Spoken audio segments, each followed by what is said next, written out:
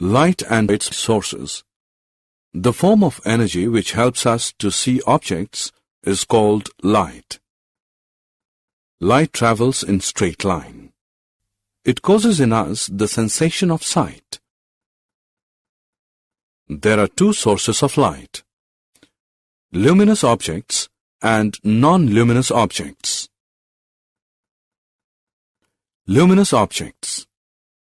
The objects which emit their own light are called luminous objects. Example: sun, lamp, candle. Non-luminous objects. The objects which reflect the light which falls on them are called non-luminous objects. Example: moon, chair, etc.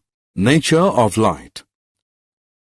To know how light reflects, refracts, diffracts, and many other aspects, we have to understand the nature of light by its theories.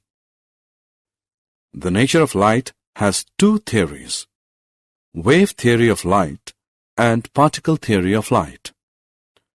Wave theory of light. Light consists of electromagnetic waves which do not require a material medium for its propagation. Its characteristics features are diffraction, interference, and polarization. Particle theory of light. Light is composed of particles which travel in a straight line at a very high speed.